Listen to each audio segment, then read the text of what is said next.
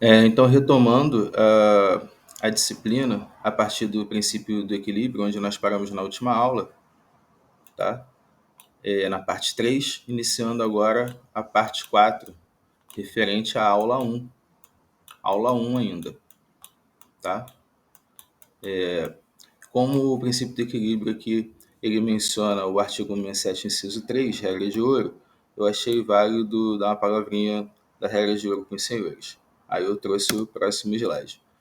Retirei do site do TCU, tá aqui a fonte, e regra de ouro. Segundo o artigo 67, inciso 3 da Constituição Federal, é vedada a realização de operações de créditos que excedam o montante das despesas de capital, ressalvadas as autorizações mediante créditos suplementares ou especiais com finalidade precisa, aprovados pelo Poder Legislativo por maioria absoluta. Tá? Então, é vedada a realização de operações de crédito que excedam o montante das despesas de capital, ressalvadas as autorizadas mediante créditos suplementares especiais com finalidade precisa aprovados pelo Poder Legislativo por maioria absoluta. Tal princípio, denominado regra de ouro das finanças públicas, visa a coibir o endividamento do Estado para custear despesas correntes. Então, você não pode realizar operações de créditos que sejam maiores que as despesas de capital, tá? E o objetivo é evitar com as operações de crédito, fazer o custeio das despesas do dia a dia, que são as próprias despesas de custeio, que são as despesas correntes. A legislação infraconstitucional que regulamenta a regra de ouro estabelece que sua aferição deve ser realizada quando da elaboração e aprovação da peça orçamentária, com base nos valores propostos e autorizados, e após o encerramento do exercício financeiro, com base nos valores executados. Aí eu fui no site da Câmara, da agência Câmara, e peguei essa arte aí do Pablo Alejandro, que eu achei bem legal. O que é a regra de ouro? A regra de ouro determina que a receita do governo com emissão de títulos públicos, ou seja, o governo ele se financia, ele emite títulos públicos, né, tesouro direto, para poder se financiar. E essas operações de crédito elas não podem ultrapassar as despesas de capital. Ou seja, o endividamento público anual possui uma trava, que é dada pela soma das despesas de capital. As despesas de capital abrangem três tipos de gastos, que são os investimentos públicos e as inversões financeiras, como a compra de imóveis e a concessão de empréstimos, e a amortização da dívida pública, que é o pagamento principal. Em termos práticos, o governo pode se endividar para pagar qualquer tipo de despesa, mas desde que respeite a trava. O objetivo da regra de ouro é evitar que o governo emita títulos de forma desordenada, principalmente para cobrir as despesas correntes, aquelas do dia a dia, que são as maiores do orçamento. A suspensão da regra fiscal somente é permitida durante a execução do orçamento, desde que o Congresso aprove por maioria absoluta projetos de crédito com essa finalidade. A gente vem para o princípio da programação. A premissa do princípio da programação é a utilização do orçamento como auxiliar efetivo da administração, especialmente como técnica de ligação entre funções de planejamento e gerência. O fundamento é a doutrina e a finalidade, segundo o James Giacomoni, 2010, é que, para representar os elementos do planejamento, o orçamento vem sofrendo mudanças profundas em sua linguagem, buscando veicular a programação de trabalho de governo, isto é, os objetivos e metas perseguidos, bem como os meios necessários para tal. Tá? Utilização do orçamento como auxiliar efetivo da administração, especialmente como técnica de ligação entre as funções de planejamento e gerência. Outros princípios tradicionais são o princípio da clareza, em que a premissa é que a lei orçamentária anual deve ser apresentada em linguagem clara e compreensível a todas as pessoas que necessitam manipulá-la. O fundamento é a doutrina e a finalidade é facilitar a compreensão pela sociedade e, por conseguinte, o controle social, né, que é um dos objetivos da contabilidade aplicada ao setor público, a instrumentalização do controle social. Para Santos, 2004, princípio orçamentário clássico, o princípio da clareza é um princípio orçamentário clássico, segundo o qual a lei orçamentária deve ser estruturada por meio de categorias e elementos que facilitem sua compreensão, até mesmo por pessoas de limitado conhecimento técnico no campo das finanças públicas. Observe que o princípio da clareza está estritamente ligado à transparência. Com efeito, pode-se afirmar que a transparência abarca também o princípio da clareza, no sentido de que a atividade financeira deve se desenvolver segundo os ditames da clareza, abertura e simplicidade. Torres, 2001, página 1 e 2. Pois o poder de comunicação do documento terá influência em sua melhor e mais ampla utilização, e sua difusão será tanto mais abrangente quanto maior for a clareza que refletir. Corrama, 2009, página 42 e 43. Agora observe o interessante posicionamento a seguir. Transparência na democracia é fundamental e vai além de publicidade, que é um dos princípios básicos da administração pública. A gente tem lá no artigo 37 o LIMP, legalidade, impessoalidade, moralidade, publicidade e eficiência, trazido pela Emenda Constitucional número 19 de 98. Desde o fim do regime autoritário, já se avançou no sentido de tornar públicos os atos do governo, mantidos obscurecidos durante o período da ditadura. Dar publicidade aos atos de gestão é fundamental, mas transparência é algo mais. Tornar pública a gestão não garante o acesso à informação. Ter acesso à informação deve ser entendido em sentido amplo, ou seja, entender e compreender o que está sendo publicado. Maua, de 2002, página 527 e 528. Então, ele trata aqui a ciência contábil como a linguagem de comunicação e veiculação da informação contábil. Vamos para o próximo. Princípio da legalidade. Também tem o dispositivo no artigo 37 da Constituição que vai falar dele, como nós ressaltamos no slide anterior. Premissa. A arrecadação de receitas e a execução de despesas públicas deve ser precedida de expressa autorização do Poder Legislativo. O planejamento e orçamento são realizados por meio de leis, PPA, LDO e LOA, que são leis ordinárias. Fundamentação legal, artigo 65 da Constituição Federal de 88. A finalidade, garantir que todos os atos relacionados aos interesses da sociedade devem passar pelo exame e pela aprovação do Parlamento. Princípio da transparência. A premissa, segundo o Manual de Contabilidade Aplicada ao Setor Público, MCASP, é que o princípio da transparência também aplica-se ao orçamento público, pelas disposições contidas nos artigos 48, 48A e 49 da Lei 101 de 2000, que determina ao governo, por exemplo, divulgar o orçamento público de forma ampla à sociedade, publicar relatórios sobre execução orçamentária e gestão fiscal, disponibilizar para qualquer pessoa informações sobre a arrecadação da receita e execução da despesa. Princípio da publicidade. Saímos da transparência, fomos para a publicidade. Premissa. Justifica-se pelo fato de o orçamento ser fixado em lei e esta para criar, modificar, extinguir ou condicionar direitos e deveres, obrigando a todos a que seja publicada. José Afonso da Silva. A finalidade é dar validade aos dispositivos contidos na lei orçamentária anual. Para se tornar válida, tem que ser publicada em veículo oficial. Como diário oficial, tem que dar publicidade. Princípio da sinceridade e exatidão. As leis orçamentárias devem apresentar de maneira sincera e exata o conjunto dos recursos e dos encargos do Estado. As contas do Estado devem ser regulares, sinceras e dar uma imagem fiel do seu patrimônio e de sua situação financeira. Então, a gente tem que ter uma representação fidedigna do patrimônio. A elaboração do orçamento há de se fundamentar num diagnóstico básico que dê exata dimensão, tanto quanto possível, da situação existente e indique a solução dos problemas identificados, em base realística, determinando os recursos necessários sem otimismo, sem subestimar os recursos nem subavaliar os gastos necessários para atingir os objetivos fixados. José Afonso da Silva. Segundo o Jaime Giacomoni, a difundida prática de superdimensionamento da solicitação de recursos, baseada na inevitabilidade dos cortes, configura clara violência ao princípio da exatidão, artificializando a elaboração do orçamento. Uma crítica aqui claro, mas o orçamento ele vai ser mutável, Difundida a prática de superdimensionamento da solicitação, que eles sempre pedem mais do que realmente vai utilizar, ocorre esse superdimensionamento da solicitação de recursos.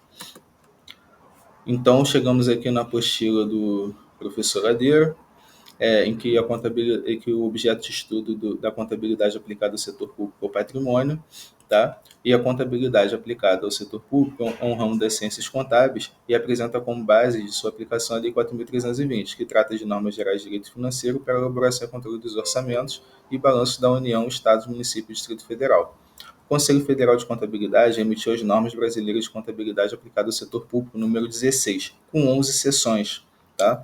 Então, a norma 16 tinha 11 seções que tratam da chamada convergência da contabilidade aos padrões internacionais, o que tem gerado grandes transformações nas rotinas e procedimentos dos diversos gestores para melhor apresentar os fatos a serem registrados e demonstrados pela contabilidade a toda a sociedade.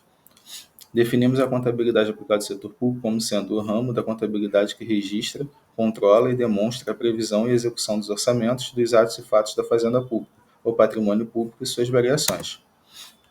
O objetivo da contabilidade aplicada ao setor público é fornecer informações atualizadas, úteis e exatas, tá? À administração para subsidiar as tomadas de decisões, aos órgãos de controle interno e externo para cumprimento da legislação, às instituições governamentais e particulares, informações estatísticas e outros de interesses dessas instituições. O campo de aplicação da contabilidade aplicada ao setor público é aplicado aos 4 níveis de governo: federal, estadual, municipal, Distrito Federal, aos 3 poderes, né, executivo, legislativo e judiciário, constituídos, bem como as suas autarquias e fundações. Aí, no material dele, ele dispõe ipsis literis a norma 16, 1 e 2, bem como a resolução dos princípios contábeis, que é a 1111 de 2007, que tratam da base da contabilidade aplicada ao setor público, tá? E as normas, elas estão no site do Conselho Federal de Contabilidade. Ele traz essas normas 16 porque os conceitos não mudaram, tá? Com a convergência às normas internacionais. Ó, os aspectos introdutórios da disciplina de contabilidade aplicada ao setor público foram impactados com o advento das NBCT-SP, estrutura conceitual, a qual revogou algumas normas, incluindo a NBCT 16.1, que o professor Ladeira ele coloca ipsis literis no material dele, que tratava justamente da conceituação, campo de aplicação, objeto e objetivos da contabilidade aplicada ao setor público. Apesar de a NBCT 16.1 ter sido revogada, muitos pontos da norma e essência são úteis para que possamos entender algumas características desse ramo da ciência contábil. Nesse sentido, nossa estratégia será utilizar alguns detalhes que estavam previstos na NBCT 16.1 apenas como apoio ao entendimento dos aspectos introdutórios da disciplina, haja vista que os conceitos previstos nesta norma não serão mais exigidos em prova, pois a norma foi revogada. Além disso, já vamos destacar alguns pontos da estrutura conceitual referente aos aspectos introdutórios da disciplina. Beleza? Então, o professor ele continua com esse material porque é o cerne da contabilidade, não mudou, tá? Apesar da estrutura conceitual, como nós vimos nessa figura aqui em azul e branco.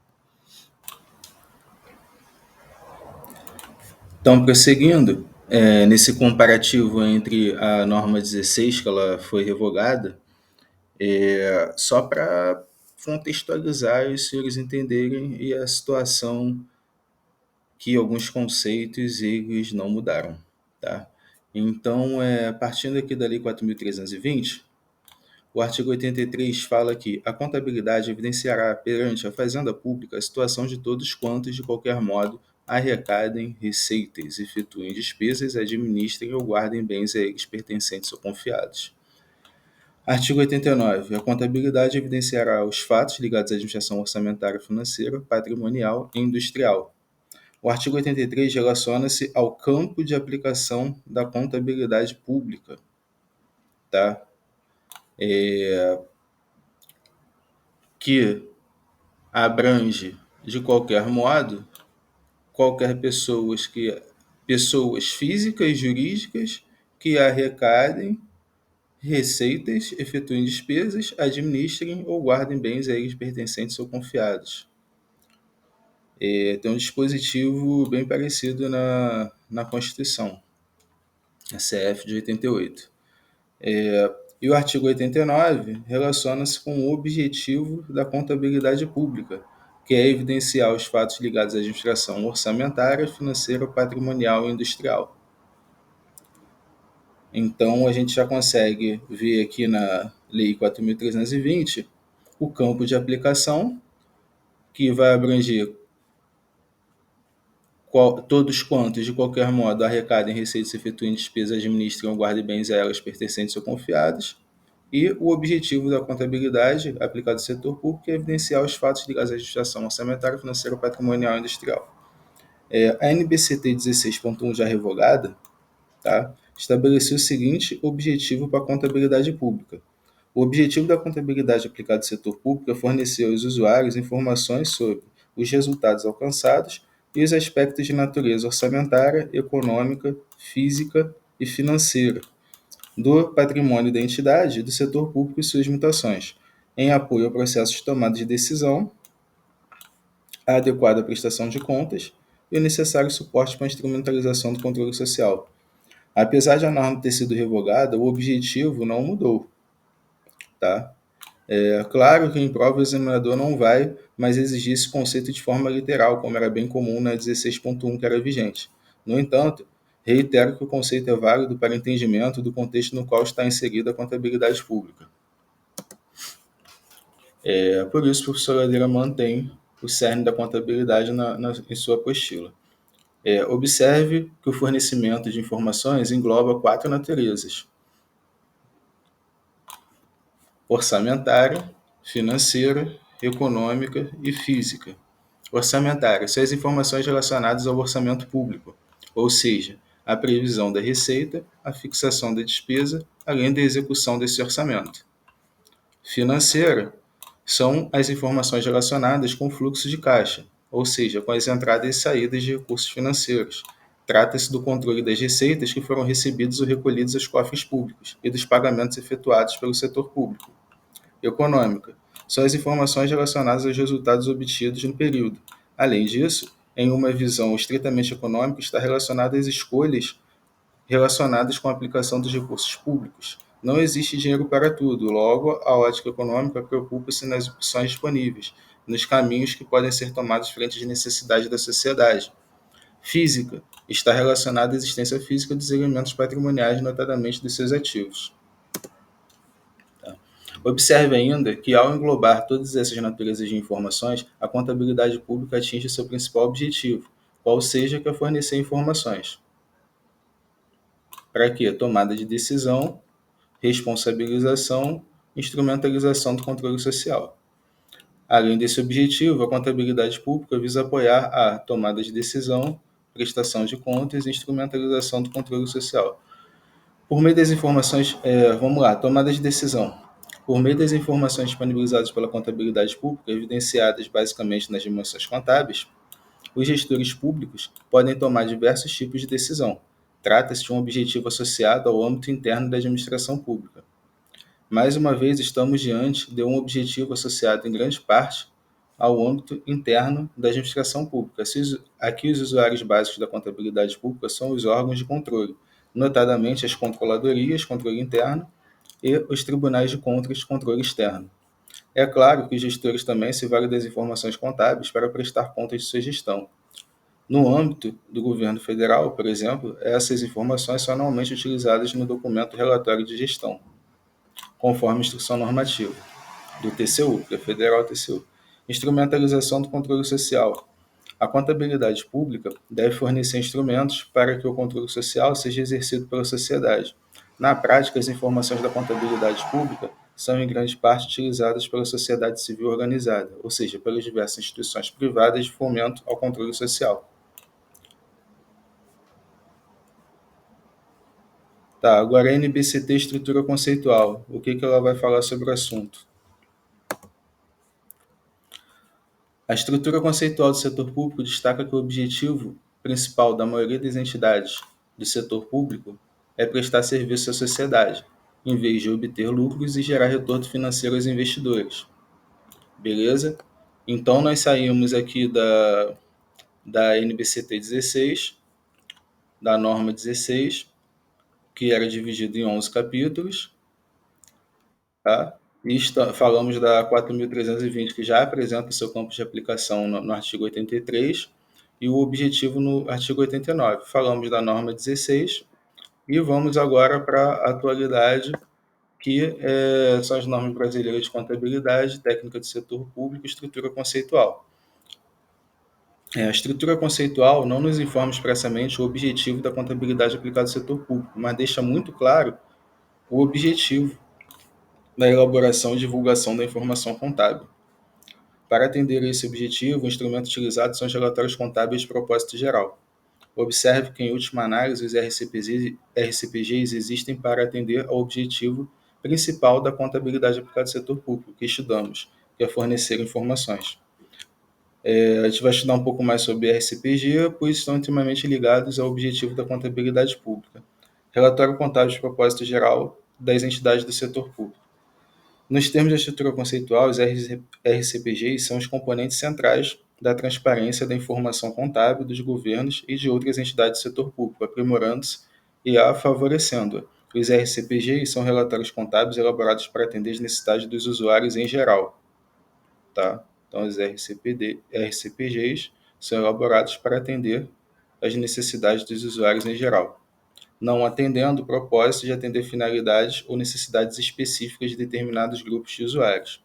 A norma explica que alguns usuários da informação contábil podem ter a prerrogativa de exigir a elaboração de relatórios para atender suas necessidades específicas, mesmo que esses usuários identifiquem que a informação fornecida pelos RCPGs seja útil aos seus propósitos. Esses relatórios não são elaborados especificamente para atender essas necessidades. Então, os RCPGs eles vão objetivar atender as necessidades dos usuários em geral e não tem o propósito de atender finalidade ou necessidades específicas de determinado grupo de usuários. Ainda segundo a norma, os RCPGs podem compreender múltiplos relatórios, cada qual atendendo a certos aspectos dos objetivos e do alcance de elaboração e divulgação da informação contábil. Os RCPGs abrangem as demonstrações contábeis, incluindo as suas notas explicativas, e também a apresentação de informações que aprimoram, complementam e suplementam as demonstrações contábeis. Os objetivos da elaboração e divulgação da informação contábil. Segundo a estrutura conceitual, os objetivos da elaboração e divulgação da informação contábil são determinados com base nos usuários dos RCPGs e suas necessidades de informações. Nesse sentido, a norma destaca que os objetivos da elaboração e divulgação da informação contábil estão relacionados ao fornecimento de informações sobre entidades do setor público que são úteis aos usuários dos RCPGs, para a prestação de contas e responsabilização, accountability e tomada de decisão. Então, os objetivos da elaboração e divulgação da informação contábil, tá, estão relacionados ao fornecimento de informações sobre entidades do setor público que são úteis aos usuários dos RCPGs para a prestação de contas, responsabilização, que é accountability, e tomada de decisões.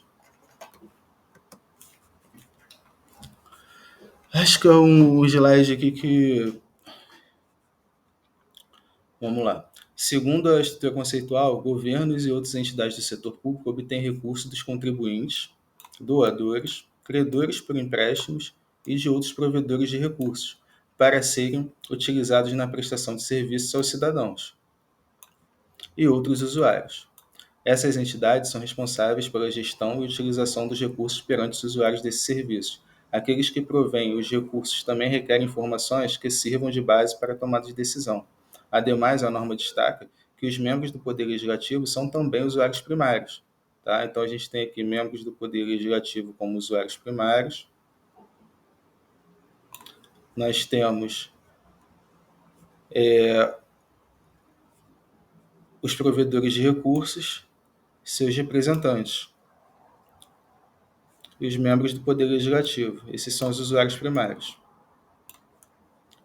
E utilizam extensiva e continuamente esses relatórios enquanto atuam como representantes dos interesses dos usuários de serviço e dos provedores de recursos, tá? Os membros do Poder Legislativo. Um ponto interessante que certamente será exigido em prova é o seguinte: os RCPGs, elaborados para atender às necessidades de informações dos usuários dos serviços e provedores de recursos, com a finalidade de prestação de contas e responsabilização, accountability, e a tomada de decisão, podem também fornecer informações úteis para outros indivíduos ou entidades, para propósitos distintos. Por exemplo, os responsáveis pelas estatísticas de finanças públicas, os analistas, a mídia, os consultores financeiros, outros grupos de interesse público ou privado podem entender que a informação fornecida pelos RCPGs é útil para seus propósitos. As organizações que possuem a prerrogativa de exigir a elaboração de relatório contábil estruturado para atender às suas necessidades específicas de informação, podem também utilizar a informação fornecida pelos RCPGs para seus propósitos, como, por exemplo, agências reguladoras e supervisoras, entidades de auditoria, comissões de poder legislativo ou de outro órgão do governo, órgãos centrais de orçamento e controle, agências de classificação de risco e, em alguns casos, entidades empreendedoras e emprestadores de recursos, entidades emprestadoras de recursos e fomento. Mesmo que esses outros indivíduos ou entidades encontrem informações úteis nos RCPGs, eles não são usuários primários. Tá? Tá aqui. Mesmo que esses outros indivíduos ou entidades encontrem informações úteis nos RCPGs, eles não são usuários primários desses relatórios. Assim, os RCPGs não são elaborados e divulgados para atender a necessidade de informações específicas ou particulares. Tá? Muita atenção nesse trecho daqui. Mesmo que esses outros indivíduos ou entidades encontrem informações úteis nos RCPGs, eles não são usuários primários desses relatórios. Assim, os RCPGs não são elaborados e divulgados para atender a necessidade de informações específicas ou particulares. Quem são os usuários primários? São os usuários dos serviços e seus representantes, membros do Poder Legislativo, os provedores de recursos e seus representantes. Então, aqui, o governo e outras entidades do setor público obtêm recursos dos contribuintes, doadores, credores por empréstimos e outros provedores de recursos. São usuários primários, juntamente com membros do Poder Legislativo. Beleza? Vamos para a próxima. Os RCPGs não são elaborados e divulgados para atender à necessidade de informações específicas particulares. Vamos frisar aqui de novo isso. Assim, uma questão que informe que os RCPGs são elaborados e divulgados para atender a necessidade de qualquer desses usuários secundários está errada. Veja a lista. Tá? Então, uma questão que informe que os RCPGs são elaborados e divulgados para atender a necessidade de quaisquer desses usuários secundários estará errada. Os usuários que utilizam as informações dos RCPGs para propósitos distintos são responsáveis pelas estatísticas de finanças públicas, analistas, mídias, consultores financeiros, grupos de interesse público ou privado, agências reguladoras e supervisoras, entidades de auditoria, comissões de poder legislativo ou de outro órgão do governo, órgãos centrais de orçamento e controle, agências de classificação de risco, entidades emprestadoras de recursos e de fomento. Aqui há um aparente conflito. Em um primeiro momento, a NBCT Estrutura Conceitual informa que os membros do Poder Legislativo são usuários primários. Depois, informa que as comissões do Poder Legislativo não são usuários primários.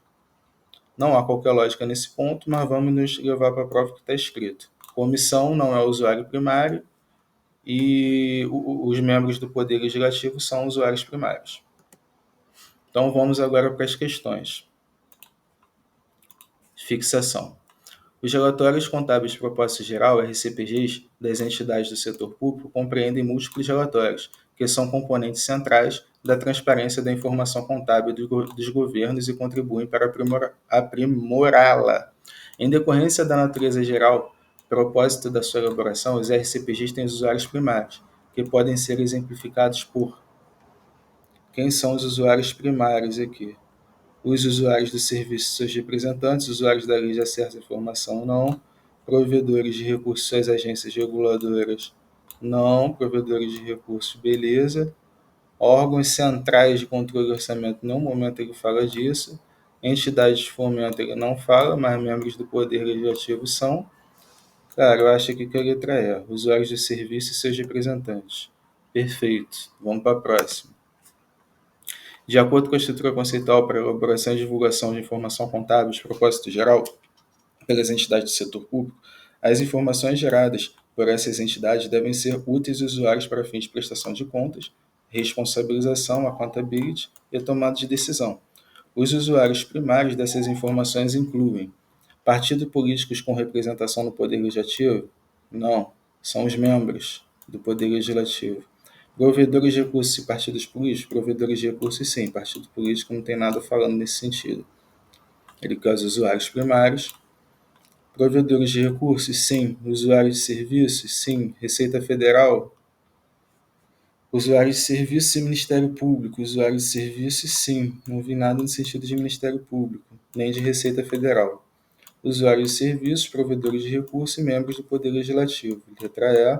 Vamos chamar o gabarito, ver se está certo. Está certo. Vamos partir para a próxima. De acordo com a resolução NBCT Estrutura Conceitual, para elaboração ou divulgação de informação contábil de propósito geral pelas entidades do setor público, assinar a opção que indica os usuários primários do relatório contábil de propósito geral das entidades do setor público. Então, ele indica os usuários primários. Entidade de auditoria pública, não tem nada falando nesse sentido. Agências reguladoras secundários, os órgãos centrais de orçamento e controle secundário, as entidades emprestadoras de recursos e de fomento, os cidadãos que recebem serviços de entidades do setor público, letra